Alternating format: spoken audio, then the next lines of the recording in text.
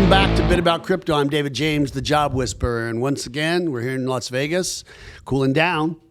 Cooling down. Yeah. It's only 86. Yeah, Dave Hampton, Robo-Recruiter. Why did I call you that? Because I'm relentless. He is so relentless. And, I don't give up. We're so a bit about crypto. The genesis of it is I realized, man, there's a lot of people talking real high level about Bitcoin and cryptocurrency, and there's no one actually speaking to those that want to learn about it. And so we decided, hey, we're going to do a bit about crypto, and we were going to bring on guests. And through assimilation, everybody can actually have a different take, human interest stories. And, you know, thank God I'm a recruiter, because finding guests is hard. And finding good guests, it's even harder.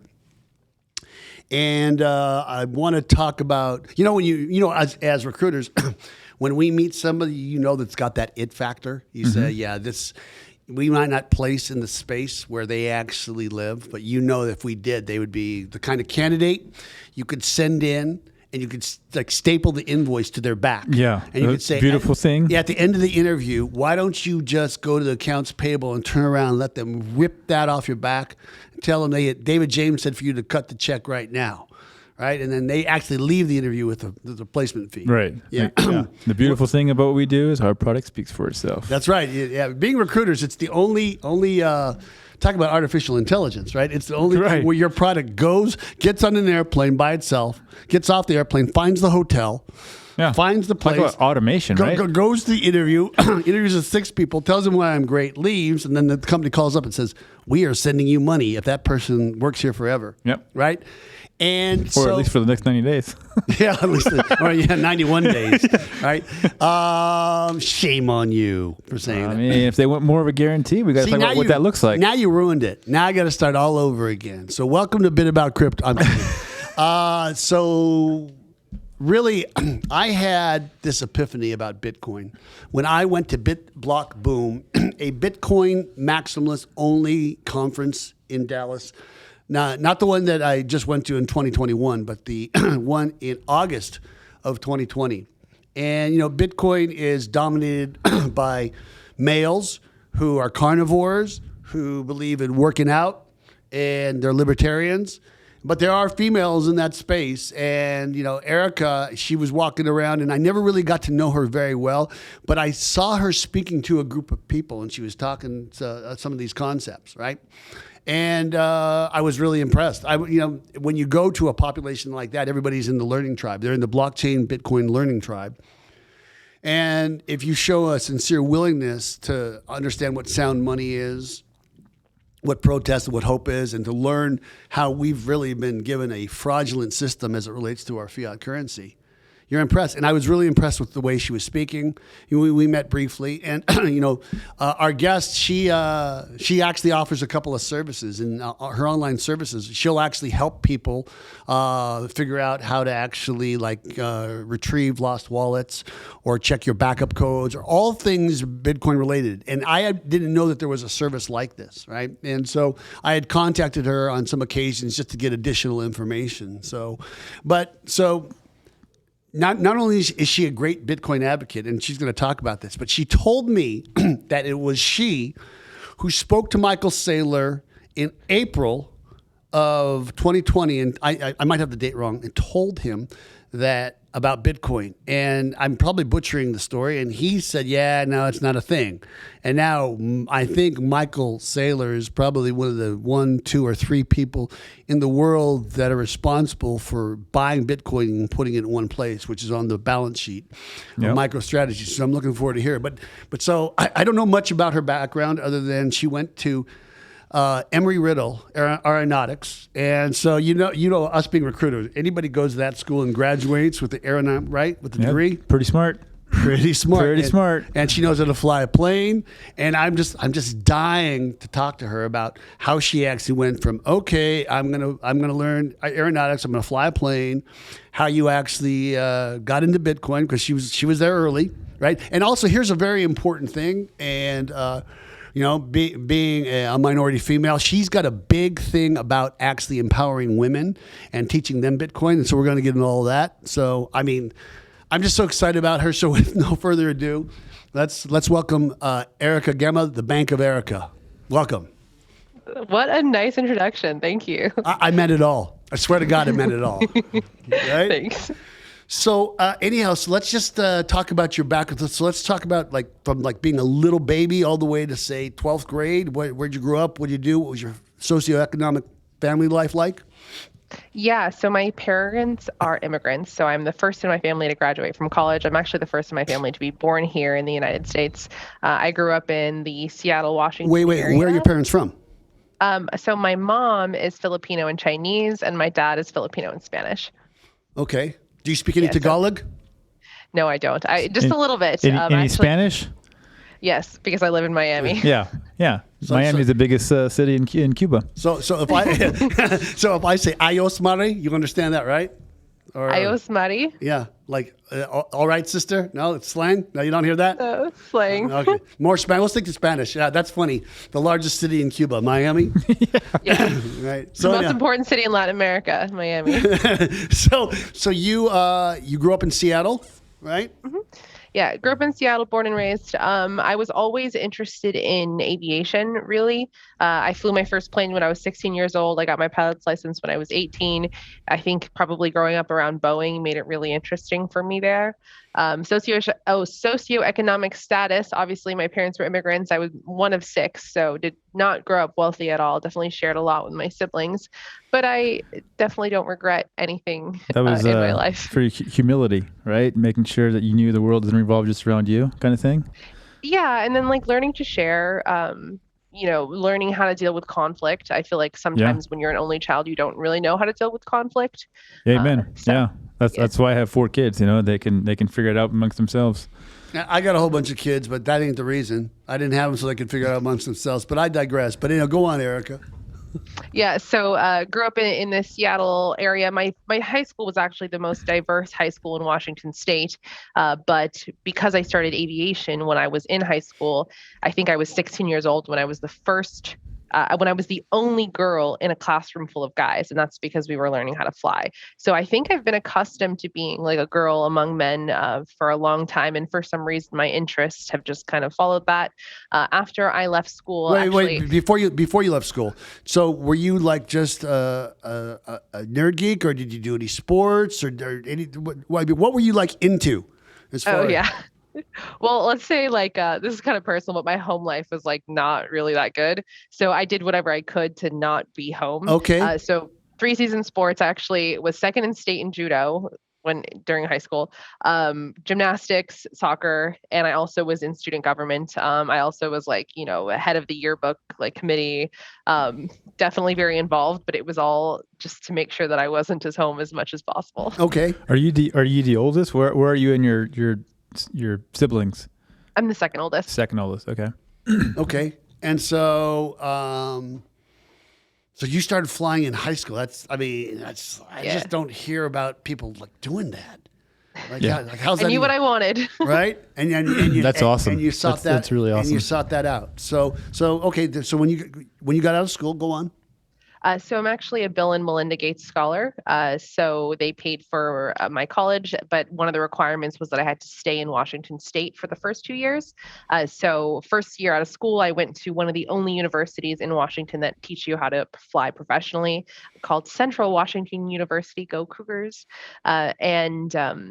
From there, it was kind of learning to fly was just really expensive. Even though I had a scholarship that covered my expenses for school, I didn't have money to pay for actual flight lessons after I got my license. So I went back home and, stuff drama with my parents, decided to come home to help my mom. And I got a degree in air traffic control. So I was going to become an air traffic controller. I was the youngest intern at the Air Traffic Control Center in Seattle.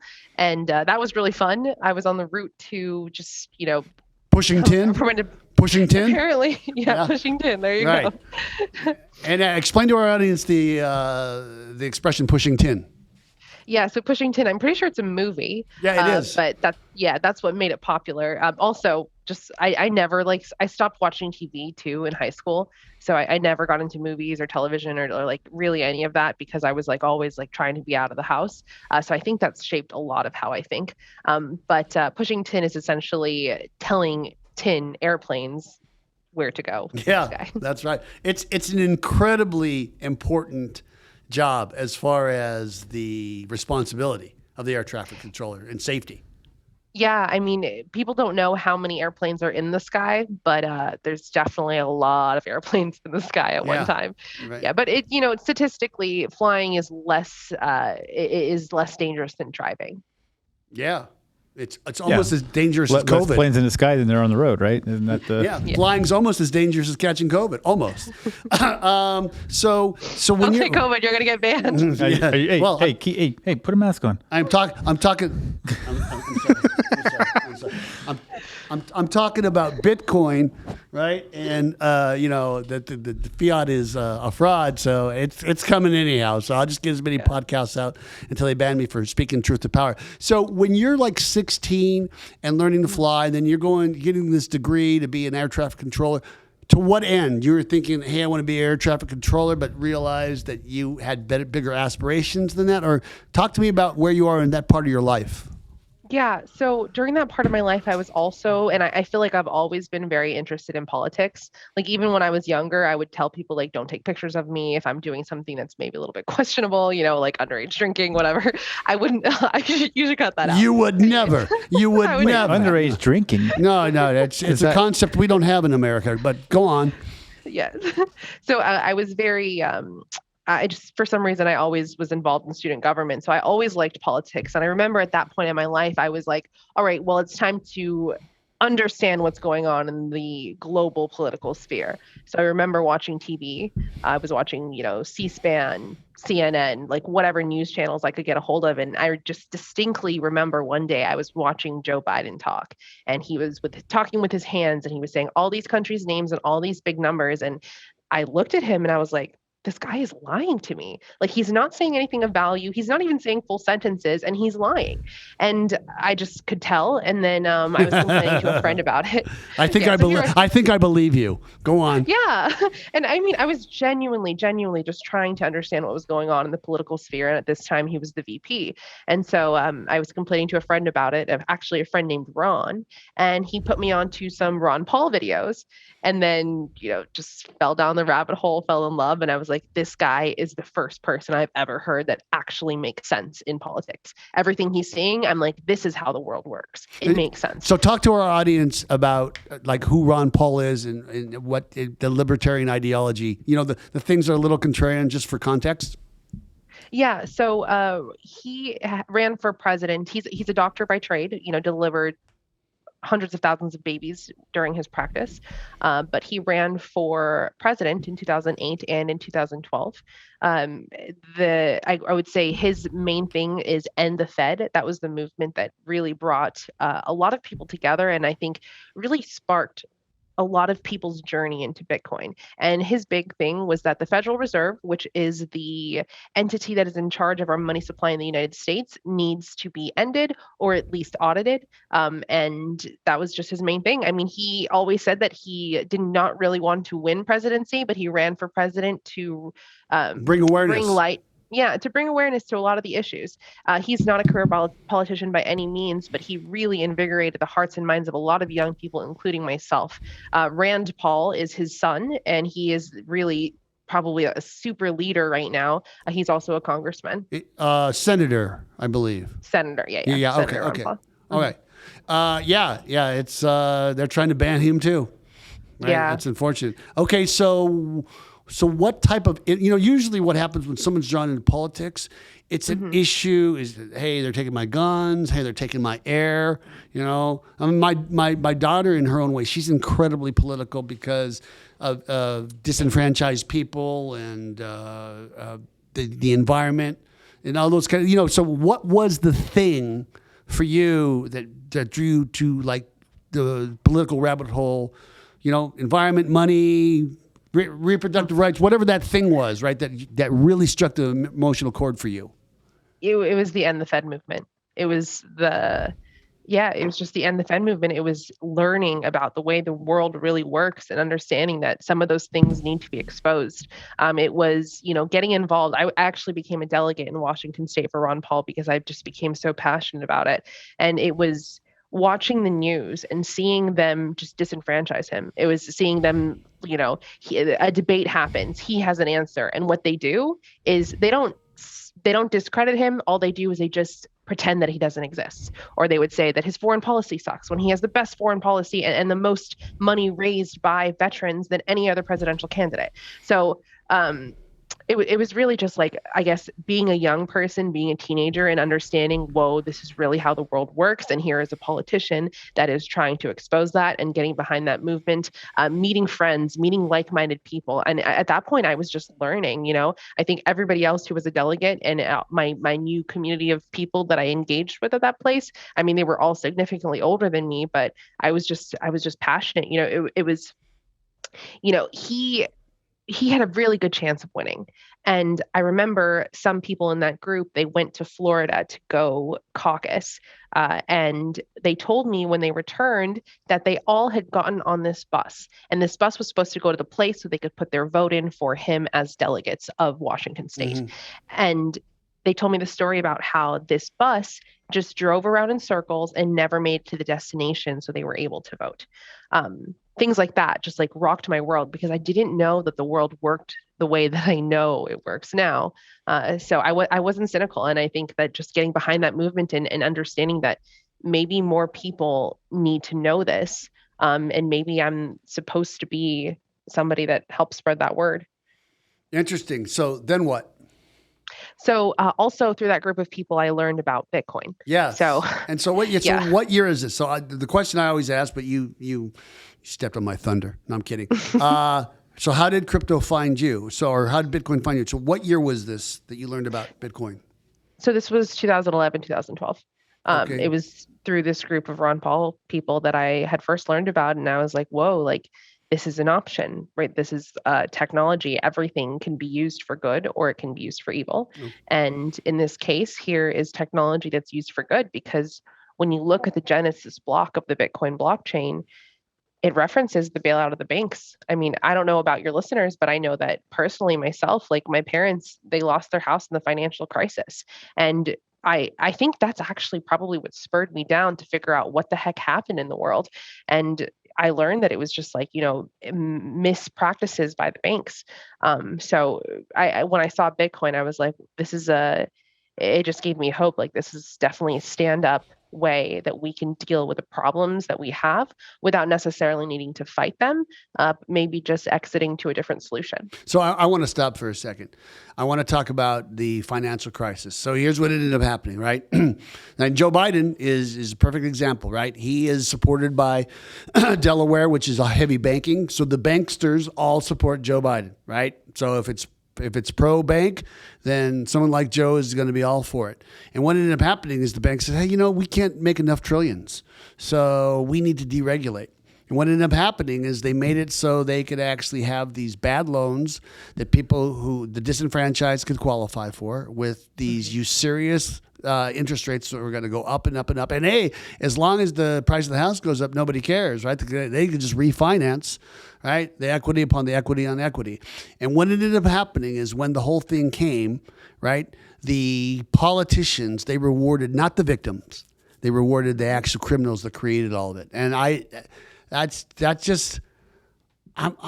all about fairness, man. And I saw so many people get wrecked just in 2007, 2008. Can you speak on how you felt about that? I mean, you touched about your parents. Yeah. I mean, I was a teenager. I was like probably 2008. I was probably like 14 or 15. But it didn't, like, I didn't really understand what was going on. And the thing is, too, is that the way that this whole banking thing works, and I've talked to a lot of friends who are also millennials who were affected by this as well. And they kind of have similar stories to mine where even though the banks like foreclose on the home, you were not required to actually leave or move out of your house until like some certain paperwork happened. So it was sometimes like, I think it was like even a year later where we actually had to move out. But it was just during that time as well. I remember walking into a room and seeing on TV that Greece had fallen and banks were only allowing people to take out $35 a day. So it was just like this global, like, whoa, like what's going on in the world? Like people don't actually have access to their money. So yeah, just the financial crisis. I mean, what I felt, I guess I didn't really know what to feel. Thankfully, like my family was able to stay in the home that we were in until we could find another solution. But it's definitely like horrible to see your parents be like, wow, like we can finally like buy our house, and then just have that taken out from under them. Seeing the banks get bailed out, seeing some of these banksters make millions of dollars overnight, and the people get nothing. Mm-hmm. So, okay, so you found Bitcoin, and so let's talk about your walkthrough. Wait a minute, when people finding Bitcoin means so many things to so many people. Yeah. So I want to hear about your journey, right? So this is when I first heard about Bitcoin. Okay, this was also 2011, 2012, when the payment channels were not there. I thought it was great. It was also broke. So yeah, I and also it's like, I mean, I wait, what was the price of Bitcoin when you heard about it? Man, it had to be like sub $100. Yeah, I tried like $10, right? Yeah, something like that. But what happened was, it's kind of like the way that I attribute it to is, you know how, I don't know if any of you guys have been in an abusive relationship, but sometimes when you get out of that abusive relationship, you tend to brain dump everything. And for me, I kind of learned that we were in an abusive relationship with the state, that they were taking advantage of us. And so, you mean as it relates to our money, the money they're giving us, right? I mean, as it relates to everything, right? As it relates, it relates to, like, it was just like me being young, getting involved in this movement, being inspired by the people that I saw around me that were very well accomplished, very intelligent, very well read, learning about Bitcoin, staying as a part of this movement. And then at the end, having so much hope because I was young and I didn't know how the world worked. And then just completely being crushed because the powers that be are just so strong. Just like feeling that, I brain dumped everything, honestly. Like I was just like, let me just forget about this. There's absolutely no way that I'm going to be able to affect the world through politics. At that time, I moved from Washington State to Florida to attend Embry-Riddle Aeronautical University, where I got my bachelor's degree in aeronautics. But that transition, I just brain dumped everything. And I think that's probably how I deal with my life in general. But I forgot about Bitcoin. Completely forgot. Was that a happy time for you, finishing that degree and doing that, or were you just? Was it like an occupation of time, like the way you were running out of the house? Or talk about that. Yeah. Yeah. So me going to university at Embry-Riddle, that was such a fun time. Okay, good. I feel like I always have fun. And I think part of that is because like I don't let maybe losses affect me so much. But I wish that I remembered Bitcoin, because that would have. Don't we all, right? Right. So, I mean, it was great. Like I also, I have a degree in aeronautics, but during that time, I was still interested in economics. So I was the department chair. I was a student assistant for the department chair of economics. I would host debates on campus, Austrian versus Keynesian economics. And I mean, it was just great. Like Embry-Riddle was the school of my dreams that I never thought that I would be able to go to. So just being there, moving across the country, like away from my family, that was definitely a good experience to know that I'm fully self-sustainable. Such a good time. Yeah, I loved college. Okay, so you get out of Embry-Riddle, right? Your aeronautics degree, and then what? So the first thing that I did when I graduated was I got an internship at this bank called CIT Bank, and that later turned into a consultancy, and it actually turned into a tech consultancy, basically. But I worked for their aircraft leasing division, so buying, selling, trading commercial airplanes. And then when that internship ended, their business aircraft side hired me to help them build like a management system, essentially. So this is kind of how I refound Bitcoin. So this is a huge bank, right? They don't even service retail customers. They just service banks, and they do commercial loans. So what happened was there was one day where the CEO of the bank, his name is John Thane, he was doing a Q&A and like a presentation for all of the new hires. Now, John Thane is a legendary bankster. He did the merger between Bank of America and Merrill Lynch. And, 10 days later, Lehman Brothers falls. He walks away with $50 million. And now here he is, the CEO of the bank that I work for. And I remember at the end of this conversation, he did a Q&A. And I just was racking my brain for a good question, and I wanted to ask a really good question. And then I remembered Bitcoin, and I asked him about Bitcoin. And then he and everybody else in the room laughed at me. And I was like, okay, this is serious. And then I went back down the rabbit hole. Got it. And so was his answer dismissive? It was pretty dismissive. I mean, he asked me what I thought about it, and I told him that that's code for that. That's boomer code for I don't know. I don't know what I'm talking about. I don't know. What do you think about it? I don't know, and I don't want to look like an idiot. It kind of reminds me of that scene in The Big Short where who's Michael Scott, the Big Short, where he says, "Hey, how many people do you actually think are going to be able to be paying these loans?" And he's talking about it, and he's going like he holds his hand up in the air and he goes zero, and then he goes, "I got to take this call." Do you remember that scene in The Big Short? Where he's talking about it was very dismissive. But anyhow, so go on. So you go down the rabbit hole with Bitcoin again, and then you're going to say, "Hey, I'm gonna do something with Bitcoin." And what? Yeah. Okay. So what happened after that was the CIT Bank closed their aircraft leasing division. They sold all their airplanes to the Chinese. Just saying. And so it's interesting because people don't know this, but probably, let's say at this point, probably like 50% of airplanes in the sky are on lease, and a lot of owners of those actual aircraft are Chinese companies, and they're just leasing them to American companies. So definitely a certain type of warfare, right? Well, so let's just talk about that for a second. So during the Cold War, right, because I'm old enough to have been part of the Cold War, all right, Nikita Khrushchev said that communism will win, right, and will beat capitalism. Communism will beat capitalism. And when asked, how do you know that? And they said, because the capitalists will sell it to us, right? Now, of course, that didn't turn out. But when you think about the fact that capitalists will sell out, right, the security of their country, that's exactly, he was right. It just wasn't going to happen with Russia in the 70s. It happened with China in the 1990s, the 2000s, and now the 2020s. So when the thing you're talking about, it's exactly where we are.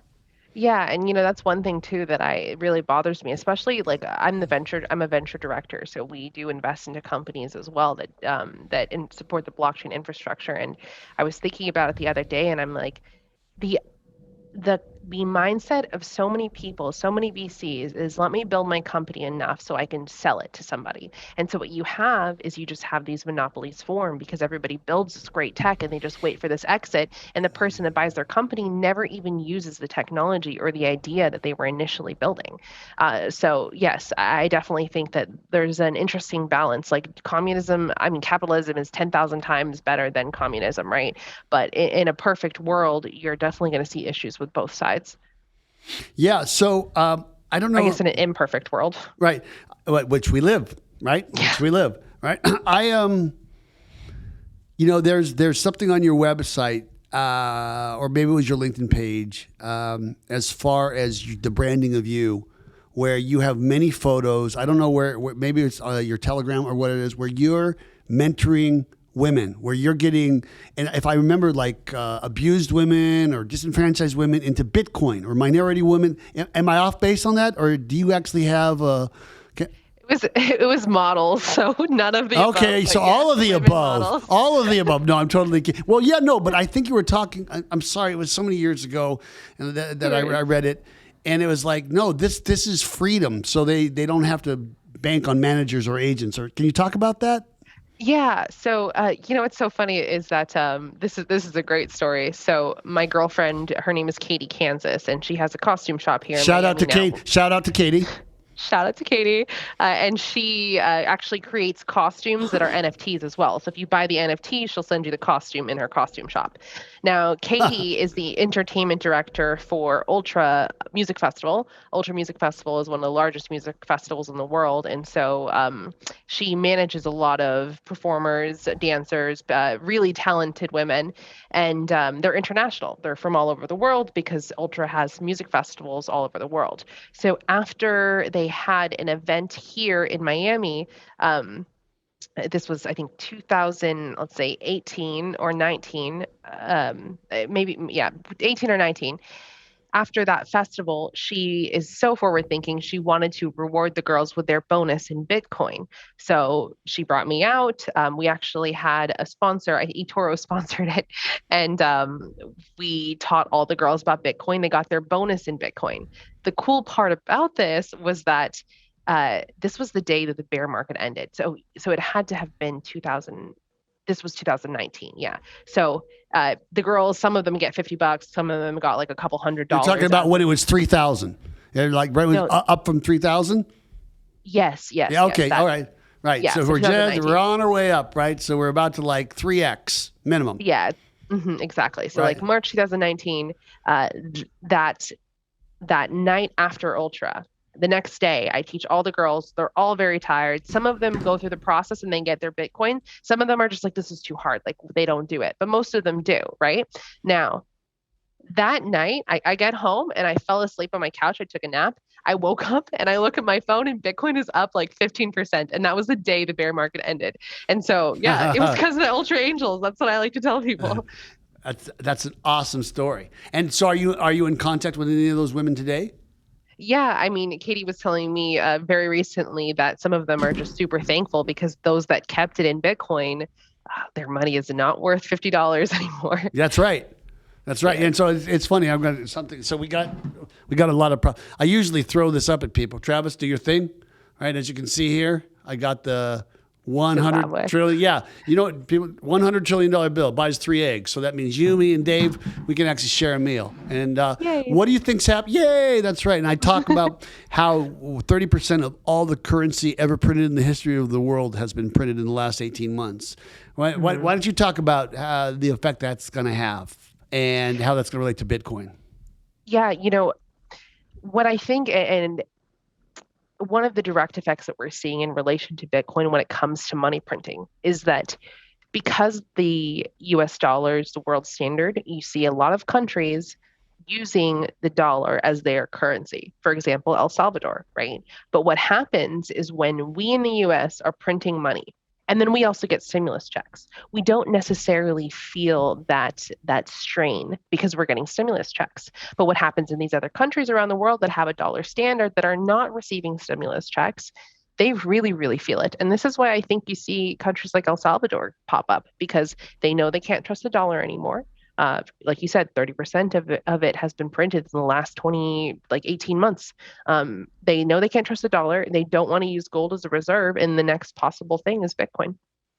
So, I just think what happened in Venezuela, what's happening in Zimbabwe, these are the places right now in the world where Bitcoin is the most adopted. And my audience in the United States, the biggest pushback is like, why do we need this? We have the dollar. And it's because they're a little bit privileged. And I think that what's going to happen is people are going to understand why they need Bitcoin. And it's going to be for the same reasons as people in Latin America. And it's not necessarily because they want to get rich, right? It's because they don't want to get poor. And I think that, gas prices, the prices of everything have been going up significantly. And people are going to be looking for stores of value. And they're going to have to wake up to the fact that, things are this stimulus check, this unchecked printing of money is absolutely not sustainable. So I'm going to argue that actually the price of gas, the price of meat, the price of rent, none of these things, in fact, have gone up at all. But the fact of the matter is the value of the dollar has, in fact, gone down. So to get the same potency of the dollar, then you got to spend more, right? As like Michael Saylor says, it's a balloon losing steam. And speaking of Michael Saylor, this is the part of the show where you tell the story correctly. Yeah, no, you actually pretty much got it right. So Katie actually has been friends with Michael Saylor for many, many years as well. And so around that same time when I had taught the angels, she was like, hey, you want to go over to my friend's house? And I was like, sure. So we went over there. I didn't really know who he was, but we were sitting around his table outside. Myself, Eric Weiss, who he references often, Katie, and some other people. I think we were having lunch, and then people started talking about Bitcoin I was like, yes, absolutely. Because Eric, he runs a fund, a blockchain fund.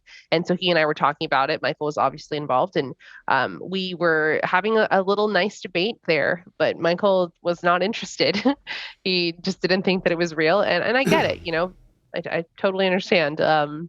Sometimes it's like you don't buy Bitcoin until you really understand it, and you shouldn't buy it until you understand it, I guess, or until you trust somebody that says that they understand it. And he was not ready at that point. But now I'm glad because he's Roger Ver 2.0 towards the institutions. I don't know because they say Roger Ver is Bitcoin Jesus, right? Mm-hmm. Right? Or is it Andres Antonopoulos? Which one's the Bitcoin? No, Roger Ver. Roger Ver. Roger Ver. I don't think Roger Ver is Bitcoin Jesus. I think he's Bitcoin Moses. He cleared the way. Michael Saylor is Bitcoin Jesus. He is the Messiah because with him, it has risen. He shall rise. It shall rise again. And it did because of him. And so if you guys think I'm being blasphemous, I'm hurting your feelings, then you're not ready for blockchain. All right? Go back to your 8-track tapes. So anyhow, but I'm going to ask you this type of question. It takes a leap of faith and a leap of intuition to trust, and everybody goes through this when you adopt Bitcoin as a way of life, right? I'm going to make the case for why I think Bitcoin is going to succeed without going into any of the Preston Fish or Jeff Booth or Robert Breedlove. Those guys are so articulate. It's just, I like being the dumbest guy in the room at BitBlock Boom, right? Because I'm around the people that are going to make me grow. Like I like golfing with golfers that are better than me because I pick up things. But when I think about the people that impress me, that they're just so smart, it's like, oh my God, I'm so dumb compared to you, right? So smart. These are the ones that are buying Bitcoin. These are the ones that the Bitcoin maximalists. These are the ones that are, I mean, Jimmy Song, right? That I've had the pleasure of meeting. I mean, Michael Saylor, Preston Fish, Jeff Booth, Robert Breedlove. I mean, Max Kaiser, right? Principles Before Personalities about Max, right? Raoul Paul. Right? These guys are all talking about Bitcoin. They're not shamming some other thing, right? Like Shiba Inu or anything. No one. I don't hear anybody saying we're going to buy Dogecoin and we're going to put it on our balance sheet for the future. It's because I judge people for a living. I just believe these smart people are all saying the same thing about how Bitcoin is going to be the way. That's the thing for me that keeps me believing when I'm in doubt. Right. Mm-hmm. And the thing about it is that, Bitcoin is not for the faint of heart. It's not. So can you comment about your whole, on what I said or your own take? On like Raoul Paul and Robert. No, just on how Bitcoin's going to win. Okay. How do I know Bitcoin's going to win? Well, in general, I do think that blockchain is the next infrastructure that the world is going to be based on.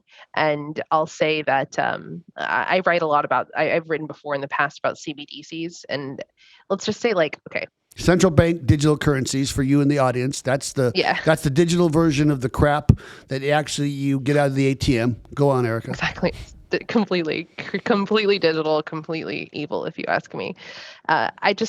So let's say we'll start big and then we'll get a little smaller. So from a big world view, I guess universe view, if you talk to anybody that's spiritual, including Robert Breedlove, including Jimmy Song, actually Robert Breedlove and Jimmy Song wrote a book called Thank God for Bitcoin, and I edited that book. So if you see in the back, my name's in there. I didn't know that, but I'm going to get it. I didn't know that. Okay. Yeah, I'll send you a copy. It's on Amazon. Okay. Me too. No, we're going to buy it to support you. Okay, cool. Awesome. But it really makes an appeal to the church for Bitcoin, right? Because this is really holy money. When you look at every single evil thing that's happened throughout history, it's only been possible because counterfeit money was present, whether it's fake coins, whether it's, actual fake dollar bills, or whether it's the Federal Reserve printing money that they shouldn't be because we're supposed to be on a gold standard. Only mass evil things only occur because we have counterfeit money present.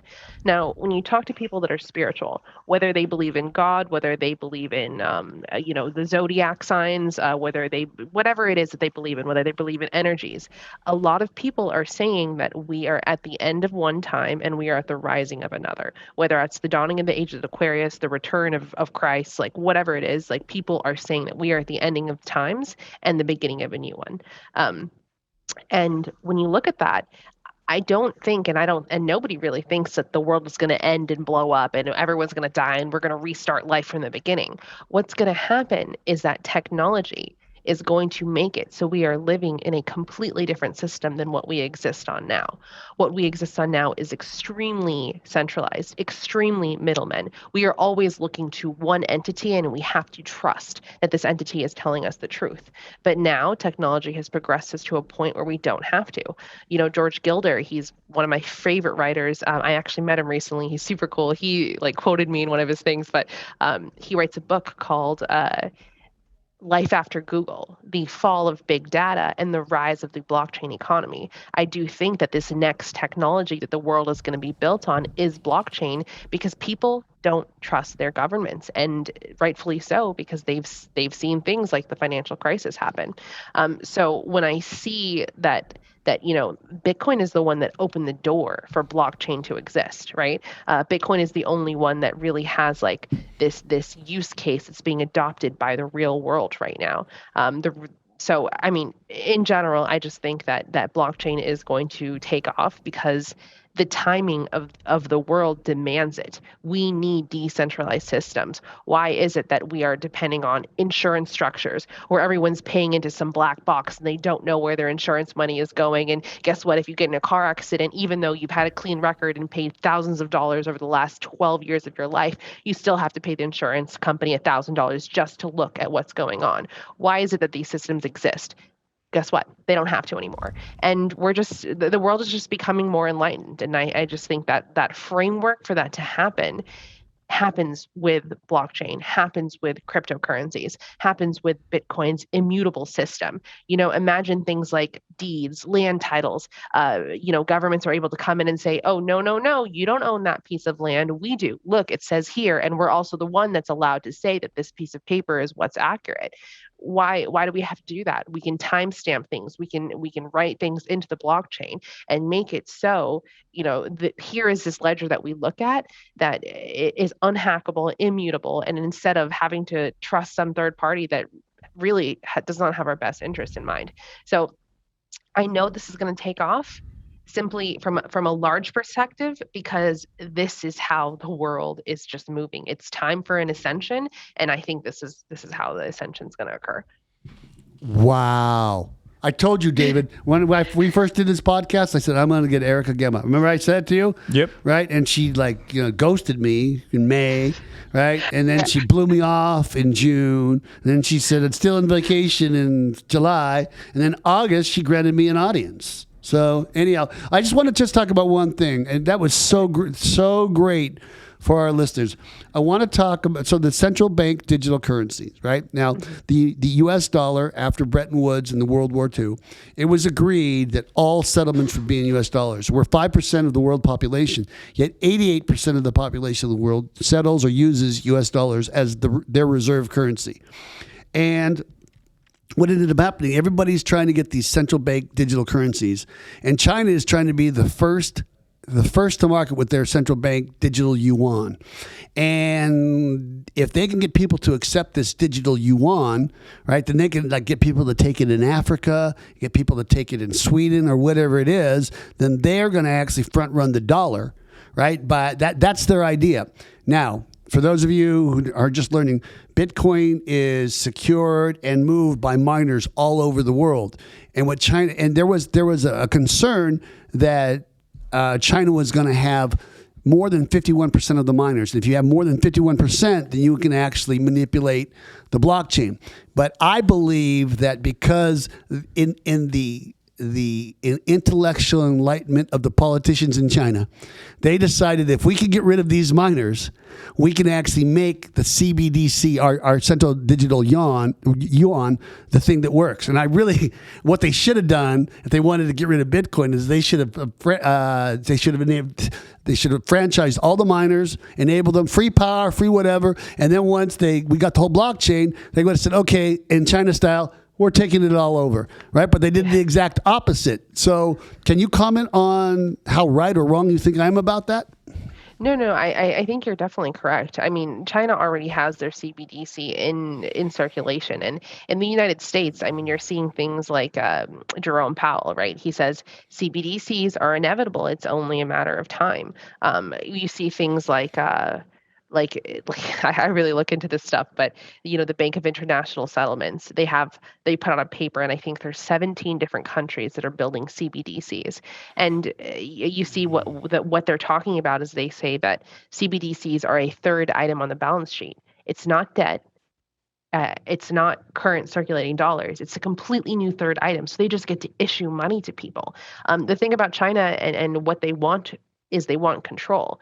And CBDCs, they provide just like this totalitarian amount of control over your money. If we think that our money and our payment channels are already controlled now, I can only imagine what's going to happen in a controlled and a closed blockchain system that a CBDC is going to be. So yeah, I mean, China definitely bad move in terms of turning those away, but I think that's also kind of just a testament to the time that we're living in, that they are actually supposed to make that wrong move. That's correct. That's correct. Because it's divinely guided, because it's God's money, right? Yeah. And that's like when I look at politics, and everyone says, "Oh, it's a shame that X is happening or Y is happening." And I just think God picks the leaders, right? Just God picks the leaders, and everything happens. Whether you like Donald Trump or don't like Donald Trump, he was supposed to be there for 4 years, and what he did do is he was very disruptive on so many levels, right? He was disruptive in class, but he was disruptive as a president. But he did bring awareness to how fraudulent and broken the system actually is, right? Mm-hmm. And you can't unsee that. Yeah, for me, I mean, he really made me understand. I feel like that there are actually more people that are for us than against us. Being a libertarian, I always felt like I am part of the small minority. But I think that nope, there's more people for us than against us. And when you see all this compliance, when you see these people in the news, when you see these people in Hollywood, they probably don't even actually believe what they say, but they are doing that to make people think that their direction of thought is the majority, that they are the ones that have the mainstream.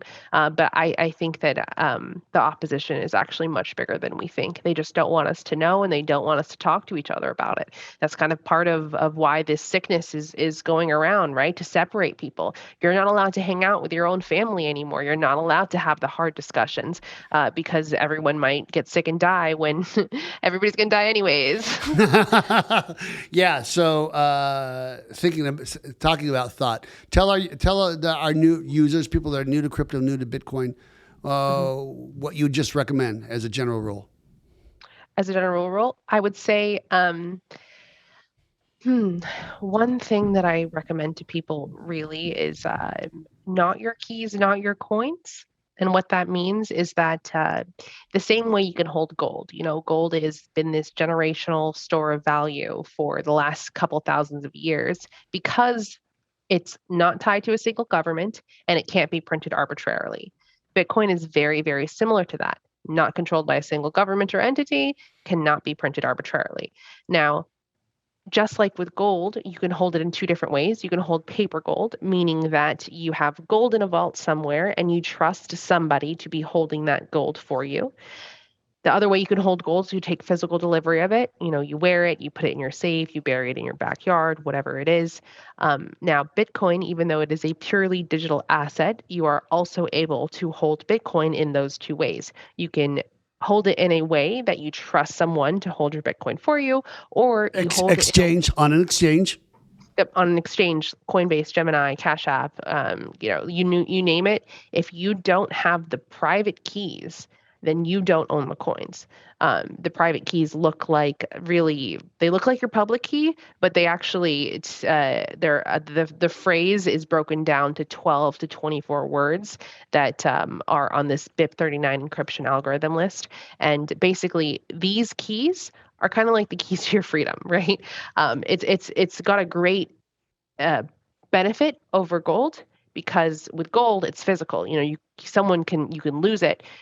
Someone can steal it from you. You can get it confiscated. With Bitcoin, it's 12 to 24 words that, yes, you should write them down on a piece of paper. Yes, you should etch them into steel somewhere, but you can also remember them. And so you can lose everything. And as long as you have access to these 12 to 24 words, and then later on down the road can get access to a cell phone or a computer and a Wi-Fi signal, then you essentially have access to your account on the blockchain. It's like, I've thought about this. If I had you, right, I could tattoo 12 words to my body, right? And I could go anywhere in the world and take my wealth with me, right? I don't need to like smuggle it on a belt or any of that kind of stuff. So hold on a second. Before we finish up with you, Eryka, we're going to hear a word from our sponsor, Travis. Who is our sponsor this week? Our sponsor is blockchainrecruiters.net. Hey, I happen to be the co-founder of blockchainrecruiters.net. And if you're looking for a job in crypto, find me on Twitter at the BTC Recruiter. And if you can't find me on Twitter, then you ain't ready for blockchain. If you want to go old school and send me an email, I'm David J at blockchainrecruiters.net. Don't forget the net. Think net. And also, as far as positions are concerned, I'm looking for a senior UX designer, and I've got a position for director may of have someone for that. How long have you had someone? I just talked to him the other day. I've been looking for this guy forever. You didn't say that. I can't read minds. She's not my wife. Can you read your mind's wife? No, of course. Exactly. I can't read her mind either. I don't read minds. Well, if I could read minds, yeah. We'd be doing, yeah. Anyhow, and also got a position for a director of blockchain design. So if you know anybody good, and if you actually are working any type of projects and need, we aggregate at Blockchain Recruiters. We aggregate talent in the blockchain space. So everybody who is anything NFT, anything crypto, blockchain, Bitcoin, we have them. We're talking community managers, we're talking compliance, we're talking portfolio managers. We have them.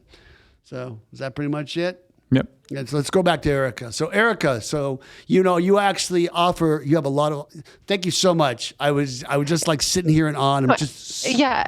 Well, I do want to say that the service that you're providing is awesome because for one, blockchain developers probably get paid on average 3 times more than regular developers. No. Shh, don't say that. What's wrong with you? Proprietary information. No. They get paid half as much, you get the opportunity to learn. Blockchain. No, I'm kidding. Go on. Hey, Travis, make sure you edit that part out. I'm going to edit it out. That cannot go on. Go on, Eryka. Yeah, say what you're saying. So, but yeah, I mean, he is providing a real service to you guys because this is really, anybody that asks me what they should do, I tell them you got to get into crypto. Whether you're a lawyer or an accountant, you need to at least be knowledgeable about what's happening in this space if you want to make sure that you have a great job in the years to come. Yeah, it's funny that you're talking about that because you haven't been a recruiter, right? And I'm 57 years old. I've been a professional recruiter since 1988. And I've always gotten, boy, we really want to hire her, but we just can't go any higher because of our budget, right? And we're talking big companies like Amazon, Walmart, Google, Disney. We don't have it in our budget. It's like, you made $6 trillion last year. How do you not, you not have it in your budget, right? But the thing about blockchain and crypto is it's abundance, right? And the thing about it is they'll pay you, you'll be rewarded in tokens, and that's the thing that can go up, right? And so when you talk, Eryka, about the end of times, I think we just need to think about the way we get money. And people have always said to me, well, how much do you charge? And I say, possibly nothing, right? I mean, I don't know that we're going to work together. Number one, that's where you get the nothing. But even so, like I say to these newly funded people, it's like, I don't want to break you, right? Give me, 40%. And then give me stuff on the back end or whatever it is, right? Because there's just enough for everybody, and that's and then when you say it's God's money, it's like that. Now some of us early adopters are going to have more. It really is because it's like when this CBDC is forced down our throats, we need to have a parallel system that we're going to be able to operate in, and that's going to be Bitcoin. So, yeah. Eryka, how do people find you? Right? What are you allowed to talk about? Right? How do people find you? What offerings do you have? Yeah, so I have a Bitcoin hedge fund, and I also, within that hedge fund, I am a venture director. So looking for interesting companies that support the blockchain ecosystem. Personally, you can find me on bankoferyka.com, Bank of ERYKA. You can subscribe to my mailing list. I do write for an offshore magazine, so helping people find second residencies, passports. I'm going to say it. I'm going to say it because I'm a subscriber. Escape artist. Escape Artist Insiders Magazine. Yeah, that's right. Go on. Yeah. Yeah, and I mean, it really helps people because we live in a global world. It's increasingly global, so you have to know your options. The magazine really helps with that.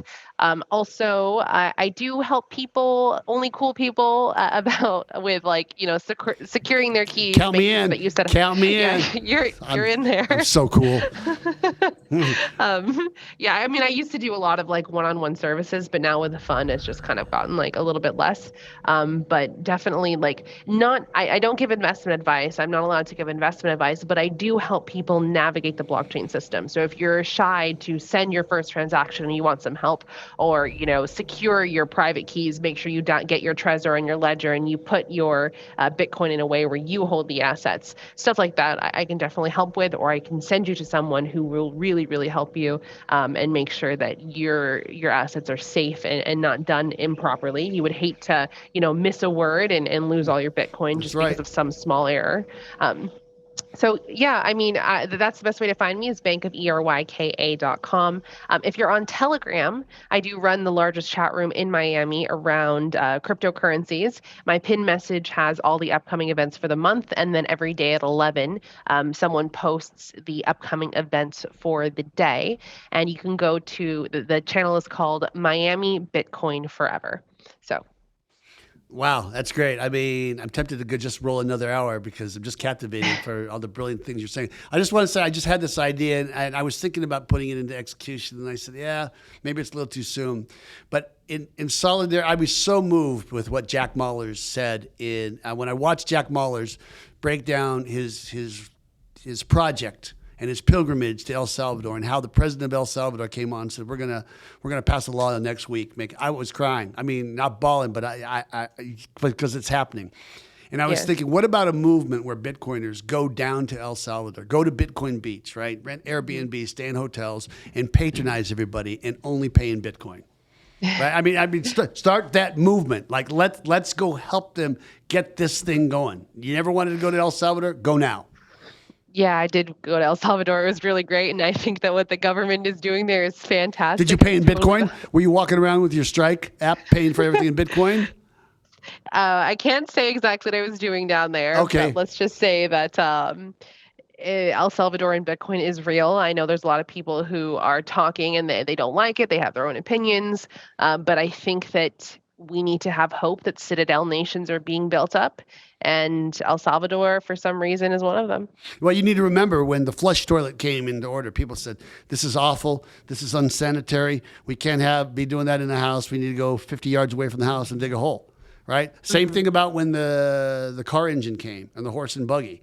It's like, look at all the smoke, and you got to put gas in it. It's just, change is hard. Yeah. For sure. I just don't want to be one of those people. I want to be one of those people that pushes it forward in a good way, right? Just like you. I think we already are. I'm just going to say, when I went to BitBlock Boom for the very, very first time, I looked around me and I said, this is like the founding fathers. This is really what this is. It's and I don't consider myself a founding father. I'm kind of like Paul Revere. I'll do a little yelling on a horse. Hey, watch out over there, right? But seriously, Eryka Gemma, you've been an absolute delight, and this is going to be a great episode, and I know my wife is going to be so proud. I'm going to give a shout-out to the lovely Miss Rita James. She's referred to as the lovely Rita. I love you, baby. Anyhow, Eryka Gemma, thank you so much. Travis, thank you for being the master engineer. You're welcome. Trusted co-host Dave Hampton, Robo Recruiter, thank you so much. And remember, everybody, I'm David James, the Job Whisperer, and under all circumstances, at some time in your life, you must get whispered.